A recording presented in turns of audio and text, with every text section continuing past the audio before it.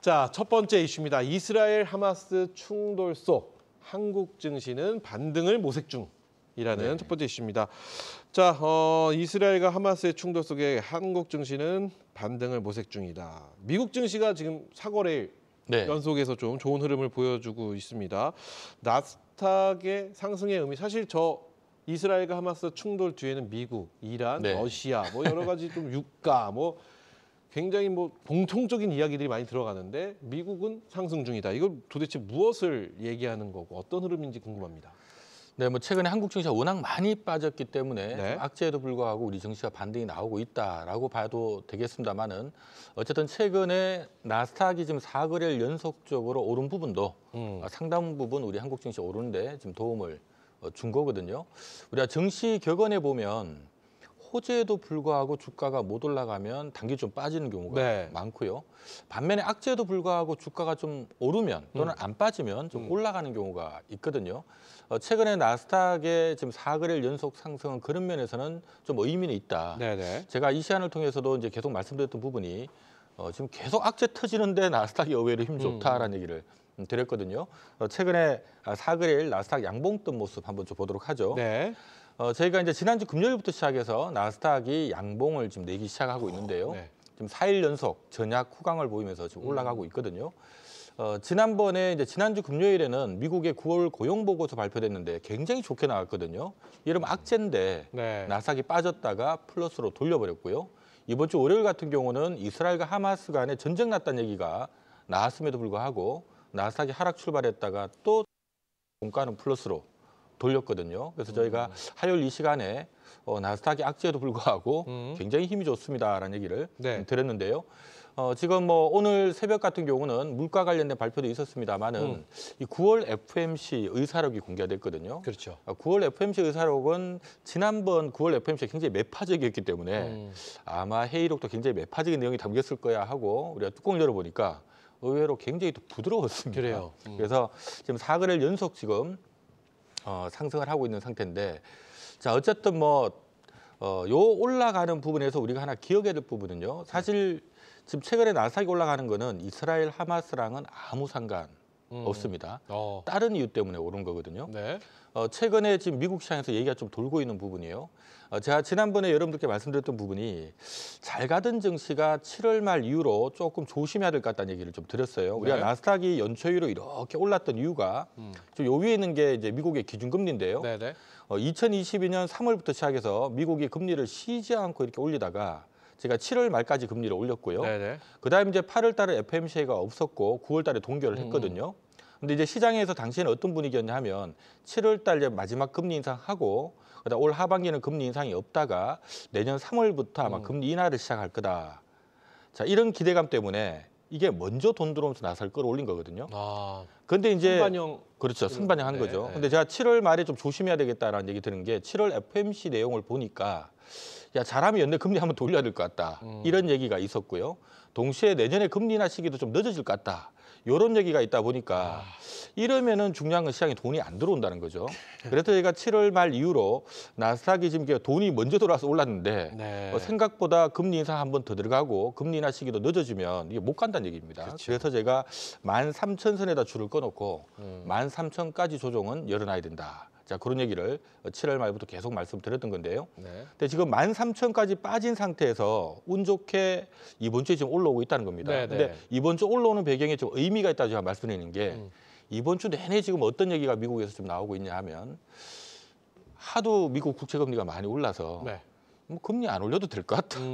국채금리가 너무 많이 올랐기 때문에 꼭 금리를 안 올려도 올린 효과를 이미 시장이 내고 있는 거다. 따라서 11월 달에 구태여 금리 올릴 필요 없을 것 같다. 동결로. 이 얘기가 지금 계속 나오고 있거든요. 이번 주 내내 얘기가 나오고 있습니다. 그래서 이번 주에 지금 나스닥이 올라가는 이유가 방금 말씀드렸던 것처럼 이스라엘하고는 아무 상관없고요. 야, 지금 11월 달에 금리 한번 더 올릴 줄 알았는데 지금 분위기가 11월 달에 금리 안 올릴 것 같다. 이 분위기가 지금 잡히고 있다는 거고. 두 번째는 내년에 금리 인하 시기가 좀 늦어질 것 같다 그랬잖아요. 근데 이번 주 또 계속 나온 얘기 중에 하나가 내년 초에 금리 인하 할 것 같다라는 얘기가 계속 나오고 있습니다. 우리가 역대 지금 보면 미국이 금리를 올리다가 이제 금리 인상이 딱 멈추고 나면 그 다음에 금리 인하 들어가는 시기가 보통 짧게는 3개월, 늦어도 6개월 차에는 금리를 인하 시작했거든요. 그래요. 하니까 원래 시장에서는 지금 11월 달에 금리를 한 번 더 올리면 그로부터 3개월 내지 6개월에서 내년 3월 또는 5월 정도 금리 인하 시작을 봤었는데 지금 최근 분위기가 이거 물 건너가 안 갔다 이러다가 지금 다시 이번 주 분위기가 다시 내년 3월 금리 인하 할 것 같다. 지금 이런 분위기로 좀 바뀌고 있거든요. 이러면 일단 다행스럽게도 시장은 좀 살아나는 분위기다라고 보셔도 될 것 같습니다. 두 가지 이유의 기대감 때문에 나스닥이 지금 4거래일 연속 그렇죠. 좋은 흐름을 보인다. 이렇게 설명을 뭐 해주셨고 이스라엘 때문에 올라갈 리는 없잖아요. 전혀 아니죠. 네. 이해가 속속 됩니다. 자, 그렇다면 우리 시장 이야기해보겠습니다. 코스피는 2,400선 지지에 성공을 했습니다. 10월 추가 반등. 미국 시장이 좋으면 꼭 이런 거는 디커플링으로 가는 것도 아닌가. 자, 나쁜 거는 커플링으로 가고 좋은 거는 디커플링으로 가고 그랬는데 좀 미국장이 4거래일 연속 좋았으면 우리도 좀 좋았으면 좋겠는데 추가 반등에 대한 생각 가능할까요? 일단은 뭐 추가 반등은 가능하다라고 보셔도 될 것 그래요? 같고요. 제가 이미 이제 7월 말부터 말씀드렸던 부분이 8월 달, 9월 달 증시 좀 안 좋을 것 같습니다라는 얘기를 드렸고요. 네네. 그러면 10월 달에는 전약 후강 반등은 한번 나온다. 전약 후강. 다만 이제 11월 달이 좀 찝찝하긴 하지만 어쨌든 10월 달은 전약 후강 나올 거다라는 얘기를 제가 좀 말씀드렸는데 때마침 화요일 날 제가 이 시간에도 또 한번 언급을 드렸습니다. 먼저 코스피 차트를 잠깐 좀 보도록 하겠는데요. 제가 이제 화요일 날 이 시간에 이 코스피 2,400에다 줄을 쫙 꺼놓고 네. 뭐라고 말씀드렸냐 하면 우리가 한국 증시가 올해 연초에 2,200에 있던 게 2,400 넘어서서 그리고 이제 2,400대에서 강한 하방 경기를 보이고 이렇게 올라왔는데 제가 어쨌든 간에 7월 말 이후로 미국 시장 빠지면 우리도 같이 빠집니다라는 얘기를 드리면서 네. 좀 조정을 조심해야 될 것 같습니다라는 얘기를 드렸고요. 다만 이제 화요일 날 말씀드렸던 부분이 이게 2,400이면 여기서 더 빠져버리면 올해 오른 게 하나도 없거든요. 그러네요. 하기 때문에 우리가 기술적으로도 2,400이 지지선이지만 그거 말고 밸류에이션 지지선이다라는 얘기를 드렸어요. 네. 삼성전자를 포함해서 국내 상장되는 기업들 적정 주가 두들겨 보면 어쨌든 시총 1등이 삼성전자고 2등이 LG 엔솔이고 그다음 또 SK 하이닉스 있고 이들 기업들의 적정 가격을 두들겨 보면 네. 코스피 2,400 위치는 이들 기업들도 비싸지 않은 위치거든요. 그러니까 밸류상 지지를 받는 위치이기 때문에 2,400이 뭐 깨지더라도 여기서 추세적으로 빠지지는 않습니다라는 얘기를 제가 이틀 전에 이 시간을 통해서 말씀드렸던 거고요. 네. 다음에 이제 반등이 얼마만큼 힘차게 나오느냐라는 부분인데 다행스럽게도 미국 시장이 최근 4거래일 반등 나온 게 이스라엘 때문에 반등 나온 게 아니라 네. 지금 이런 분위기면은 어쨌든 내년 금리 인하 기대감이 다시 붙는 분위기 때문에 네. 이러면 달러가 어떻게 될까요? 크게 올라가기는 좀 힘들거든요. 금리 내릴 것 같다는데 달러가 올라가지는 않을 그렇죠. 거 아니에요. 이러면 우리 한국 증시는 환율과 역외관계를 갖고 있다는 얘기를 계속 드렸습니다. 준비된 화면 다시 한번 좀 보도록 하겠는데요. 준비된 화면은 저희가 환율과 코스피네요. 네, 2021년부터 최근까지 위에가 원달러 환율이고 아래가 코스피인데 어쨌든 한국 증시는 환율 올라가면 빠지고요. 환율 좀 안정되면 좀 반등 나오고 하는데 그러네요. 최근에 제가 7월 말부터 좀 조심해야 된다 했던 거는 이 원달러 환율이 좀 올라가는 분위기다. 네. 금리가 생각밖에 뭐 연내 한번 더 올릴 것 같고 이런 얘기 나오니까 달러가 지금 고개를 들고 있다라는 얘기를 드렸었고요. 그래서 이제 우리가 빠진 거거든요. 근데 이 최근에 급등했던 달러가 좀 안정을 1,355 밑으로 다시 좀 내려와 있는데 물론 이스라엘 하마스 지금 이슈 때문에 중간중간에 뭐 잠깐 반등이 나올 수도 있겠죠. 지정학적 리스크니까.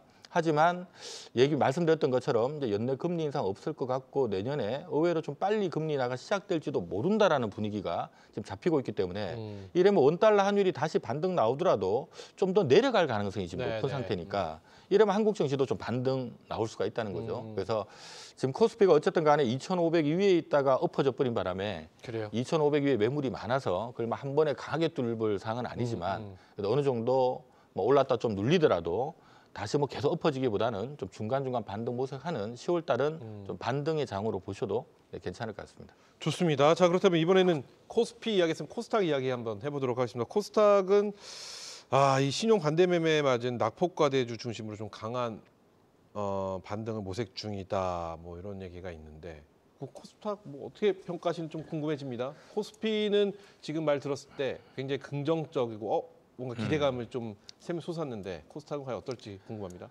제가 이틀 전에 이 시간에 지금 중동 리스크가 좀 터져버린 상태라서 이러면 위기가 터져 있는 상태란 얘기인데 전략을 어떻게 세워야 되겠습니까? 라는 부분에 제가 네네. 시간이 없어서 앞에 딱 하나만 얘기를 했거든요. 당연히 리스크 관리도 해야 되겠지만 첫 번째 기회는 낙폭가 대 코스닥 쪽에서 기회를 봐라. 네. 자, 그 얘기를 드렸었거든요. 왜냐하면 이제 그 얘기 드리면서 말씀드렸던 부분이 보통 모든 종목이 다 그렇지만 신용 반대 매매 두들겨 맞을 때가 그래요. 당장은 고통스럽지만 지나 보면 고개 바닥되는 경우가 그래요. 많다. 그래서 어찌 본다면 지금 코스닥 쪽에 지금 낙폭가 대 코스닥 쪽에 신용 반대 매매 두들겨 맞는 종목들 이런 종목들 쪽이 오히려 이제 기회가 될 수 있다라는 얘기를 들었는데요. 자, 잠깐 코스닥 차트를 좀 보면은요. 네. 자, 다행스럽게도 800선을 깼다가 워낙 가파르게 밀렸기 때문에요. 신용 반대 매매가 정말 지난주부터 이번 주 초반까지 계속 나왔거든요. 근데 어쨌든 이걸 딛고 일어섰습니다. 그럼 여기서 여러분들이 하나 기억해야 될 부분은 뭐냐 하면요. 긍정적인 요인과 아직은 바로 추세적으로 V자로 못 올라간다는 거 두 개만 기억을 하시면 되는데 이걸 어떻게 생각하시면 되냐 하면 이게 신용 매매를 해봐야 이제 아마 느낌이 좀 오실 것 같은데 우리가 신용 반대 매매가 주로 어디서 많이 터지냐 하면 네. 이렇게 지금 지수상으로 보면 이 위에서 이렇게 한 몇 달 이렇게 놀았어요. 놀다가 이렇게 빠지면 조금 빠질 때는 이게 신용 반대 매매가 아무 상관없는데 그렇죠. 어느 정도 빠지면은 이제 어떻게 될까요? 아무래도 우리가 주식을 신용 거시는 분들도 분명히 있거든요. 그렇죠. 그러면은 분명히 증권사에서 증거금 더 넣으라고 콜이 들어갈 거고 그럼 내가 증거금을 안 내는 경우는 그 다음날 반대 매매 나가는 거고 반대 매매를 피하려면 오늘 미리 팔아야 되고 그렇죠. 이런 과정 속에서 주가를 흔들어대면서 반대 매매가 반대 매매를 부르는 이런 악순환을 반복시키는 거거든요. 그러면 이러면서 어찌 본다면 어쨌든 간에 원래 안 빠졌으면 안 나와야 될 매물이 신용 반대 매매를 자극받다 보면 네네. 팔기 싫은 물량들도 막 나오니까 그렇죠. 어쩔 수 없이 나오니까. 어찌 본다면 어차피 나올 매물이 소화가 돼버린 거잖아요. 그럼 이게 어찌 본다면 당장 고통스럽지만 어차피 나올 매물이 밑에서 먼저 나와버린 거니까 네네. 시장에는 단기적으로는 긍정적인 요인이 되는 겁니다. 참...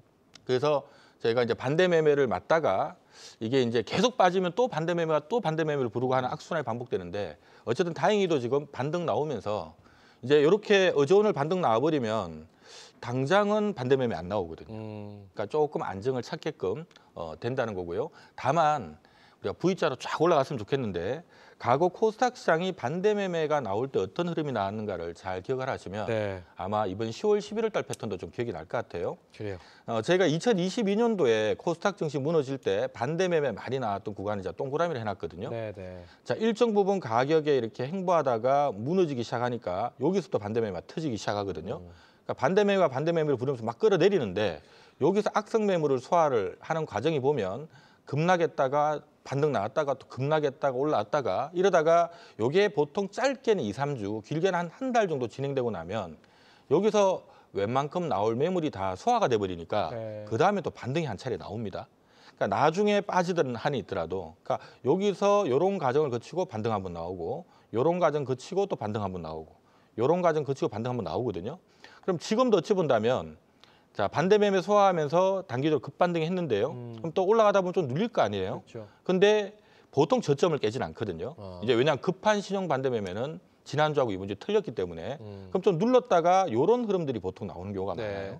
근데 이러다가 그 다음에 여기서 이제 어느 정도 저점을 안 깨고 있다 보면 여기서 악성 매물 소화했기 때문에 한 차례 또 반등이 나온다는 거죠. 그럼 시기적으로 보면 10월 달, 11월 달 넘어갈 때 그때가 될 수도 있겠다. 그러니까 약간 지그재그 흐름이 나오다가 그때 한 차례 반등이 나올 수도 있을 것 같은데 때마침 그때가 FMC니까 금리 인상하면 어떡하나라고 걱정했는데 금리 인상이 안 되면 시장이 또 환호하면서 바짝 한번 또 올라갈 수도 있을 것 같거든요.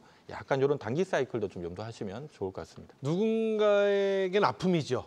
반대면 그렇죠. 아픔인데 또 이게 또 기회로 온다는 게 참 시장이라는 게 참 이렇게 얄궂다라는 말씀을 좀 드리고 싶은데 어쨌든 말씀을 들어보면 코스닥, 코스피 양시장에 좀 기회적인 부분이 확 느껴집니다. 이제 그 시기가 온 것 같다라는 생각을 해볼 수 있는 이야기가 아닐까 싶습니다. 그렇다면 저희 시간은 뭐 거의 다 됐습니다. 네. 그렇다면 오늘은 또 이제 어떤 이야기를 온라인 무료 특강에서 해주시면서 이 기회를 저희가 또 활용하는 방법이 분명히 있어야 될 것 같은데요. 우선 이번에 이런 건 좀 생각을 하셨으면 좋겠어요. 제가 방금 시장 얘기했던 것처럼 얼추 우리가 지금부터만 한 달 정도만 본다 하더라도 지금 시장이 반대 매매 물량을 어느 정도 소화를 하는 과정을 지금 거치고 있기 때문에요. 자, 이러다 보면은 이제 어느 정도 반대 매매 소화를 하고 나면 한번 또 올라갈 수 있다는 그림을 지금 방금 보셨잖아요. 그러면 지금부터 우리가 불과 뭐 한 달 정도만 본다 하더라도 좀 적당하게 좀 괜찮은 기업들 분할 매수를 해놓으면 한 달 안에 좀 이익을 낼 수 있는 구간은 나오겠다라는 부분에서 당장 지금 시장을 너무 두려워할 필요는 없다라는 얘기 먼저 첫 번째로 드리겠고요. 두 번째는 이번 주에 뭐 삼성전자부터 시작해서 많은 기업들이 실적 발표를 쭉 했습니다만은 지금 실적 이렇게 보면 그렇게 좋았지는 않거든요. 그런데도 불구하고 관련된 기업들이 막 급등을 했어요. 네네. 자, 이 부분은 두 가지 이유가 되겠는데요. 첫 번째는 대부분의 지금 기업들이 많이 빠져 있는 상태라는 거. 그러니까 웬만한 실적에는 이미 주가가 그걸 반영하고 있는 상태이기 때문에 우리 시장은 실적 발표 자체가 우리 주가에 좀 긍정적인 요인을 주는 시기이기도 하고요. 또 하나는 지금 워낙 이제 경기 안 좋다는 얘기를 많이 하다 보니까 대부분의 국내 상장사들에 대한 이 실적 추정치를 많이 낮춰놓은 상태거든요. 그러니까 눈높이를 많이 낮춰놓은 상태라는 겁니다. 그래서 이러면은 뭐 웬만한 기업들은 지금 실적 발표를 앞두고 오히려 기대를 좀 받을 수 있는 요인이니까 이런 부분에서 이번 실적 시즌은 좀 긍정적으로 보시고요. 좀 적극적으로 대응할 필요성이 있지 않나라는 생각을 가져봅니다. 그래서 오늘은 자 공개 방송에서 지금 실적 어닝 시즌이니까요. 요 관련된 좀 주목할 만한 기업들 좀 소개하는 시간으로 여러분들과 함께 할 예정입니다. 네, 좋습니다. 자, 이렇게 해서 잠시 후입니다. 잠시